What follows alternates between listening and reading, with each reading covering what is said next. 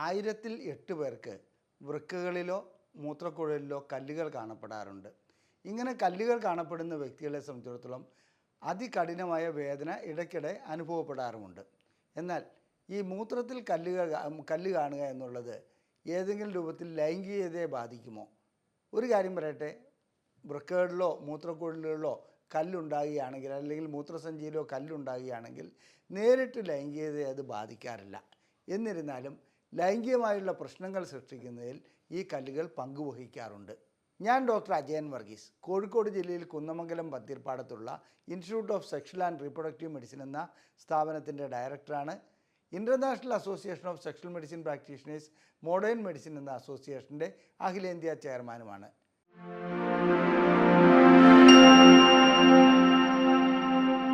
നമുക്ക് മൂത്രത്തിൽ കാണപ്പെടുന്ന കല്ലുകളെക്കുറിച്ചൊന്ന് ചർച്ച ചെയ്യാം. അത് ലൈംഗികതയെ എങ്ങനെ ബാധിക്കുന്നു, ഏതെല്ലാം രൂപത്തിലുള്ള ലൈംഗിക പ്രശ്നങ്ങളാണ് ഉണ്ടാകുന്നത്, അതുപോലെ തന്നെ മൂത്രക്കല്ല് എന്തെല്ലാം പ്രശ്നങ്ങളാണ് നമ്മുടെ ശരീരത്തിലുണ്ടാക്കുന്നത്, അതുപോലെ തന്നെ അത് വൃക്കകളെ എങ്ങനെയാണ് തകർക്കുന്നത്, വൃക്കകൾ തകർന്നു കഴിഞ്ഞാൽ അത് ഹൃദയത്തെ എങ്ങനെയാണ് തകർക്കുന്നത്, ഇത്തരം കാര്യങ്ങളിലേക്കെല്ലാം നമുക്കൊന്ന് പോകാം. സത്യം പറയട്ടെ, മൂത്രക്കല്ല് പറയുന്നത് സാധാരണഗതിയിൽ വൃക്കകൾക്കുള്ളിലുണ്ടാകുന്ന ഒരു സെഡിമെൻറ്റേഷനാണ്. സെഡിമെൻറ്റേഷൻ എന്ന് പറയുന്നത് രണ്ട് രാസപദാർത്ഥങ്ങൾ വരുമ്പോൾ അത് യോജിക്കപ്പെടുന്നു. ഉദാഹരണത്തിന് പറയാൻ കാൽസ്യവും ഓക്സലേറ്റും യോജിക്കുകയാണെങ്കിൽ അവിടെ അത് കല്ലായി ഫോം ചെയ്യുന്നു. സാധാരണഗതിയിൽ നാം ആവശ്യത്തിന് വെള്ളം കുടിക്കുകയാണെങ്കിൽ ആ വെള്ളത്തിൻ്റെ അളവ് കൂടുതലാണെങ്കിൽ ഒരിക്കലും വൃക്കകൾക്കുള്ളിൽ വെച്ച് കല്ലുകൾ ഉണ്ടാകാനുള്ള സാധ്യതയില്ല. എന്നാൽ ചില ജനിതക ഘടകങ്ങൾ വെള്ളം കുടിച്ചാൽ പോലും കൂടുതലായിട്ട് ഇങ്ങനെ റിയാക്ഷൻ നടത്തുന്ന എൻസൈമും മറ്റും ഉണ്ടെന്ന് തോന്നുന്നു. അങ്ങനെ കല്ലുകൾ ഉണ്ടാകുന്നതായും കാണപ്പെടുന്നുണ്ട്. ഈ കല്ലുകൾ ഉണ്ടാകുകയാണെങ്കിൽ അതിൻ്റെ രൂപം, അതായത് വളരെ ഉരുണ്ട കല്ലുകളോ മറ്റോ ആണെങ്കിൽ വലിയ പ്രശ്നങ്ങളൊന്നും ഉണ്ടാക്കില്ല, അവിടെ ഇരിക്കുകയുള്ളൂ. എന്നാൽ വൃക്കകൾക്കുള്ളിൽ കല്ലുകളുടെ വലിപ്പം കൂടുകയാണെങ്കിൽ അത് വൃക്കകളിൽ വീക്കമുണ്ടാക്കുകയും വൃക്കകളെ തകരാറിലാക്കുകയും ചെയ്യും.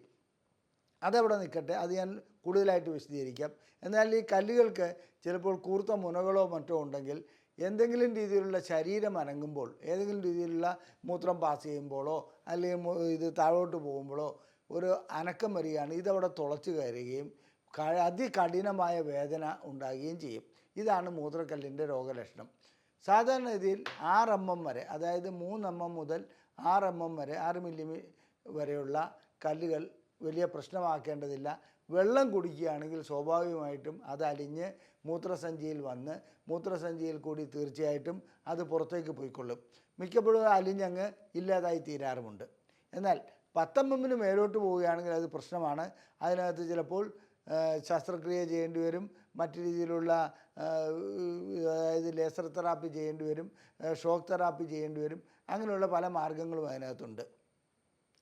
ഇനി മൂത്രക്കല്ലുണ്ടാകുന്നതിന് ഒട്ടനവധി കെമിക്കലുകൾ, അതായത് കെമിക്കൽ ഘടകങ്ങൾ, കാൽസ്യം, സിസ്റ്റീൻ, ഓക്സലേറ്റ്, പ്യൂരിൻസ്, ഇത്തരം ഘടകങ്ങളെല്ലാം പങ്കുവഹിക്കാറുണ്ട്. എന്താണ് യഥാർത്ഥത്തിൽ സംഭവിക്കുന്നത്? വൃക്കകളുടെ ധർമ്മം എന്താണ്? ശരീരത്തിൽ ആവശ്യമില്ലാത്ത ഘടകങ്ങളെ മൂത്രം വഴിക്ക് പുറത്തേക്ക് വിടുകയാണ് വൃക്കകൾ ചെയ്യുന്നത്. ഒരു ഉദാഹരണം പറയാം. നമ്മുടെ ശരീരത്തിൽ അമോണിയ ആവശ്യമില്ല, കാർബൺ ഡൈ ഓക്സൈഡ് ആവശ്യമില്ല. ഈ കാർബൺ ഡൈ ഓക്സൈഡും അമോണിയയും കൂടി ചേർന്ന് യൂറിയ ഉണ്ടാകുന്നു. ഈ യൂറിയ പുറന്തള്ളലാണ് വൃക്കകളുടെ ഒരു ധർമ്മം. അതുപോലെ തന്നെ ഏതെല്ലാം കാൽസ്യം ആകട്ടെ, നമ്മുടെ ശരീരത്തിൻ്റെ ഒരളവ് അവിടെ നിയന്ത്രിക്കപ്പെടുന്നുണ്ട്. ഇത്ര കാൽസ്യം വേണം, അതിൽ കൂടുതലുണ്ടെങ്കിൽ അത് വൃക്കകൾ വഴിക്ക് പുറത്തേക്ക് പോകും. ആ കാൽസ്യം പോകുന്ന കൂട്ടത്തിൽ ഓക്സലേറ്റ് ഘടകവും കൂടി പുറത്തേക്ക് വരികയാണെങ്കിൽ ഇത് രണ്ടും കൂടെ കെമിക്കൽ റിയാക്ഷൻ ഉണ്ടാകുകയും അത് കല്ലായി അവിടെ രൂപം പ്രാപിക്കുകയുമാണ് ചെയ്യുന്നത്. ചെറിയ മൈന്യൂട്ട് തരി പോലെയുള്ള കല്ലാണെങ്കിൽ അത് മൂത്രത്തിൽ കൂടി അങ്ങ് പോയിക്കോളും. അതേസമയത്ത് അവിടെ ഇരുന്നിട്ട് ആ കല്ലിന് വലിപ്പം വയ്ക്കുകയാണെങ്കിൽ വൃക്കകൾ ബ്ലോക്കാകുന്ന ഒരവസ്ഥയിലേക്ക് അത് എത്തിപ്പെടും. മിക്കപ്പോഴും സംഭവിക്കുന്നത് എന്താണെന്ന് വെച്ചാൽ തുടക്കത്തിൽ ഒരു വേദനയോ പ്രശ്നങ്ങളോ ഒന്നും ഉണ്ടാകുകയില്ല, കല്ലവിടെ ഇരിക്കുന്നുണ്ടെന്നുള്ളത് അറിയുക പോലുമില്ല. ഇതിനൊരു ചലനമോ അനക്കമോ ഉണ്ടാകുമ്പോൾ തീർച്ചയായിട്ടും വേദന അനുഭവപ്പെടും. അപ്പോൾ മാത്രമാണ് നാം ഒന്ന് സ്കാൻ ചെയ്യുന്നത്.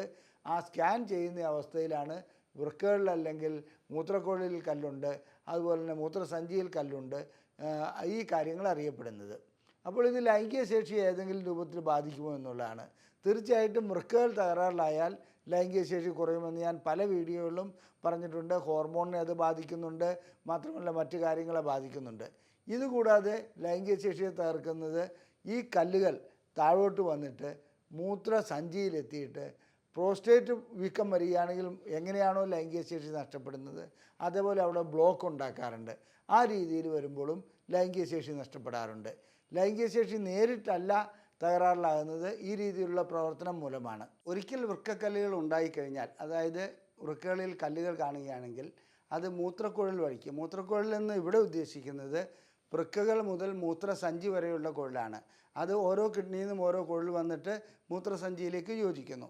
അതിനിടയ്ക്ക് കൂടി അത് മെല്ലെ മെല്ലെ പാസ് ചെയ്ത് താഴോട്ട് വരുന്നു. ആ കല്ലുകൾ സാധാരണ രീതിയിൽ പാസ് ചെയ്യുമ്പോൾ പോലും വേദന ഉണ്ടായിക്കൊള്ളണമെന്നില്ല. ഞാൻ നേരത്തെ പറഞ്ഞ അതിൻ്റെ രൂപഭംഗി അല്പം വികൃതമാണെങ്കിൽ മാത്രമേ വേദന ഉണ്ടാകുകയുള്ളൂ. അല്ലെങ്കിൽ അത് ചെറിയ കല്ലാണെങ്കിൽ സാധാരണ രീതിയിൽ മെല്ലെ മെല്ലെ താഴോട്ട് വന്നുകൊണ്ടിരിക്കും. ഈ കല്ല് വലുതാണെങ്കിൽ, അതായത് വലിയ കല്ലാണെങ്കിൽ തീർച്ചയായിട്ടും അത് പാസ് ചെയ്യുമ്പോൾ വേദന ഉണ്ടാകാറുണ്ട്. ആ കല്ല് താഴോട്ട് വരുമ്പോൾ വേദന ഉണ്ടാകാറുണ്ട്. ഇനി അതിനുവേണ്ടി കഴിക്കുന്ന ചില മരുന്നുകളാണ്, അതായത് സാധാരണ ആൽഫ ബ്ലോക്കേഴ്സ് എന്ന് പറയും, വേദന സംഹാരികൾ കൊടുക്കാറുണ്ട്. ഈ രണ്ട് സംഗതികളും ലൈംഗിക പ്രശ്നങ്ങൾ ഉണ്ടാക്കുന്ന ഒന്നാണ്. അതായത് ആൽഫ ബ്ലോക്കേഴ്സ് ലൈംഗിക ശേഷിക്കുറവ് ഉണ്ടാക്കും, വേദന സംഹാരികളും പല രൂപത്തിൽ അങ്ങനെ ഭവിക്കാറുണ്ട്. ഇനി ഈ കല്ല് താഴോട്ട് വരുന്നതിന് ആൽഫ ബ്ലോക്കേഴ്സ് ചെയ്യുന്നത് എന്താണെന്ന് വെച്ചിട്ടുണ്ടെങ്കിൽ മൂത്രക്കുഴലിൻ്റെ പിൻഭാഗം അമർത്തുകയും മുൻഭാഗം വികസിപ്പിക്കുകയും ചെയ്യുകയാണ് ആൽഫ ബ്ലോക്കേഴ്സ് ചെയ്യാറുള്ളത്. അങ്ങനെ മെല്ലെ മെല്ലെ കല്ല് താഴോട്ട് വന്നുകൊള്ളും. ആ കല്ല് പുറത്തേക്ക് പോകാറുമുണ്ട്. വലിയ കല്ലാണെങ്കിൽ ഞാൻ നേരത്തെ സൂചിപ്പിച്ചു, മൂത്രസഞ്ചിയിൽ നിന്നും ലിംഗത്തിലേക്ക് വരുന്ന അല്ലെങ്കിൽ യോനിയിലേക്ക് വരുന്ന ആ ഭാഗത്ത് അത് ബ്ലോക്കായി കിടക്കുകയും ചെയ്യും. അത് വീണ്ടും ലൈംഗിക ശേഷി കുറയ്ക്കാറുണ്ട്. ഇനി ഈ ലൈംഗികമായി ബന്ധപ്പെടുകയാണെങ്കിൽ അപ്പോൾ വേദന അനുഭവപ്പെടുന്ന ഒരവസ്ഥ വരുമോ? മൂത്രക്കുഴലുകൾക്ക് അതായത് എന്തെങ്കിലും പ്രശ്നങ്ങൾ ഉണ്ടാകുമോ? മൂത്രക്കല്ലുള്ള വ്യക്തികളെ സംബന്ധിച്ചിടത്തോളം ലൈംഗികമായിട്ട് ബന്ധപ്പെടുമ്പോൾ എന്താണ് സംഭവിക്കുന്നത്?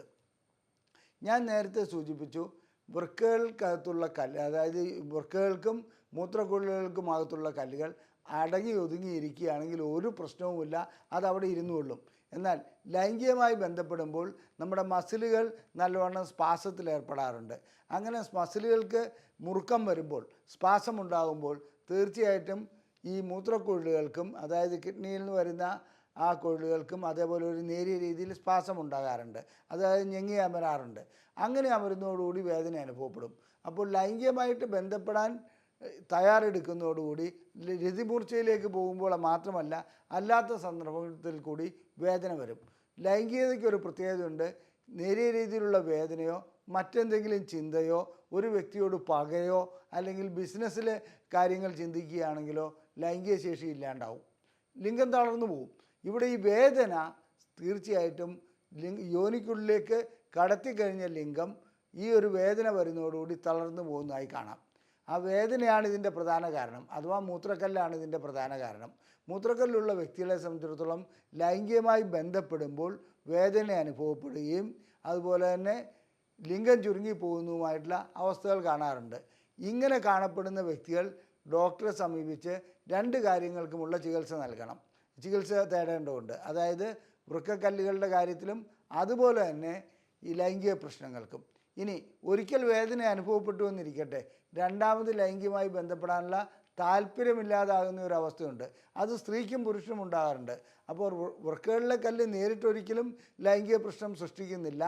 എന്നാൽ ഈ കല്ല് ലൈംഗിക ബന്ധത്തിലേർപ്പെടുമ്പോൾ യൂറിറ്റർ അഥവാ മൂത്രക്കുഴലുകൾ ചുരുങ്ങുകയും വികസിക്കുകയും ചെയ്യുന്നതുകൊണ്ട് ഈ കല്ലുള്ള വ്യക്തികൾക്ക് വേദന അനുഭവപ്പെടുന്നു. ആ വേദന ലൈംഗിക പ്രശ്നങ്ങളായി മാറാറുണ്ട്.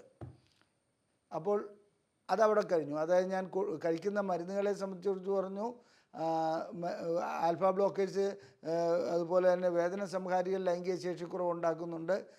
ഇതുകൂടാതെ ഈ ചലനം, അതായത് ലൈംഗിക ബന്ധത്തിൽ ഏർപ്പെട്ടുകൊണ്ടിരിക്കുമ്പോൾ അവിടെ മുറുക്കം വരികയാണ്, അതായത് സ്പാസം ഉണ്ടാകുകയാണ്. ആ സ്പാസം തീർച്ചയായിട്ടും വേദന ഉണ്ടാക്കുന്നു, ലൈംഗിക ശേഷി തകരാറിലാക്കുന്നു. ഇനി നമുക്ക് മറ്റൊരു കാര്യം കൂടി ഈ കൂട്ടത്തിൽ സൂചിപ്പിക്കേണ്ടതുണ്ട്. ലൈംഗിക ബന്ധത്തിൽ ഏർപ്പെടുകയാണെങ്കിൽ കുഴലുകളിലുള്ള കല്ലുകൾ തനിയെ താഴോട്ട് വരുമോ എന്നുള്ളത് ഒരു സർവേ നടത്തുകയുണ്ടായി. അതുപോലെ തന്നെ ഒരു വ്യക്തി 2-3 ഗ്രൂപ്പുകൾ റിസർച്ച് നടത്തുകയുണ്ടായി. ലൈംഗിക ബന്ധത്തിൽ ഏർപ്പെടുന്ന വ്യക്തികളെ സംബന്ധിച്ചിടത്തോളം മൂത്രക്കുഴലിൽ കല്ലുണ്ടെങ്കിൽ അത് മെല്ലെ മെല്ലെ താഴോട്ട് വരും. അതിൻ്റെയും കാരണം ഈ സ്പാസം തന്നെയാണ്. അങ്ങനെ സ്പാസം ഉണ്ടാകുന്നതോടെ കല്ലുകൾ താഴോട്ട് വരികയും അത് അവരുടെ കല്ലുകൾ നീങ്ങിപ്പോകുന്നതായി കാണുന്നുണ്ട്. മറ്റൊരർത്ഥത്തിൽ പറഞ്ഞാൽ മൂത്രക്കല്ലുകൾ ലൈംഗിക ശേഷിക്കുറവുണ്ടാക്കാം. അതുപോലെ തന്നെ ലൈംഗിക ബന്ധത്തിൽ ഏർപ്പെടുകയാണെങ്കിൽ ആ കല്ലുകളെ പുറത്തേക്ക് പുറമ്പ് തള്ളുവാനും ലൈംഗികത സഹായിക്കുന്നുണ്ട്. ഇനി ഇതിന് എന്തൊക്കെ ചികിത്സകളാണുള്ളത്? സാധാരണഗതിയിൽ ഈ കല്ല് നമ്മൾ മരുന്നുകൊണ്ട് ഇത് ചെയ്യാൻ പറ്റും. ഏറ്റവും പ്രധാനപ്പെട്ട ഔഷധം വെള്ളം തന്നെയാണ്. ആവശ്യത്തിലോ അതിൽ കൂടുതലോ വെള്ളം കുടിക്കുക. അപ്പോൾ മൂത്രക്കല്ലുകൾ അലിഞ്ഞലിഞ്ഞ് ഇല്ലാണ്ടായിത്തീരും. ഓക്കെ, അത് മൂത്രക്കുഴലിൽ കൂടി അങ്ങനെ ലിംഗത്തിൽ കൂടിയോ യോനിയിൽ കൂടിയോ പുറത്തേക്ക് പോവുകയും ചെയ്യും. അതവിടെ നിൽക്കട്ടെ. അടുത്തത് എന്താണെന്ന് വെച്ചിട്ടുണ്ടെങ്കിൽ, ഇതിനകത്ത് ഇത് കാണപ്പെടുകയാണെങ്കിൽ അതിനുള്ള മരുന്നുകൾ, ആൽഫ ബ്ലോക്കേഴ്സ്, വേദന സംഹാരികൾ, ചിലപ്പോൾ അണുബാധ ഉണ്ടാകുകയാണെങ്കിൽ ആൻറ്റിബയോട്ടിക്കുകൾ, ഇതൊക്കെ നൽകേണ്ടതായി വരാറുണ്ട്.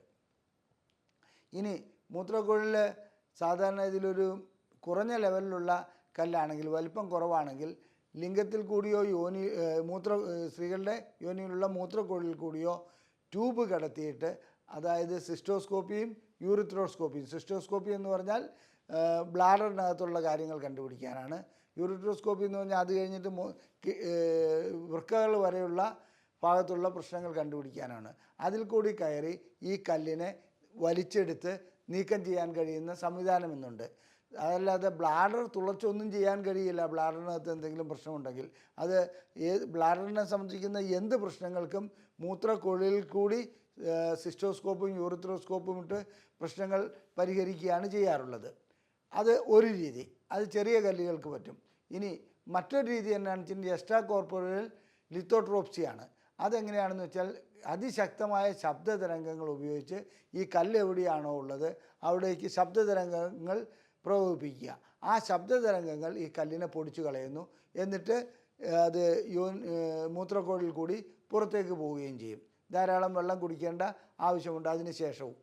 ഇനി മറ്റൊന്ന്, വലിയ കല്ലാണ്, സ്റ്റക്കായി നിൽക്കുന്ന കല്ലാണെങ്കിൽ അത് സർജറി ചെയ്യേണ്ടി വരും. പുറം ഭാഗത്തുകൂടിയാണ് വൃക്കകളുടെ അകത്തേക്കുള്ള സർജറി ചെയ്യുന്നത്. ഈ 4 ചികിത്സാ രീതികളാണ് സാധാരണയായി വൃക്കക്കല്ലുകൾക്കുള്ളത്.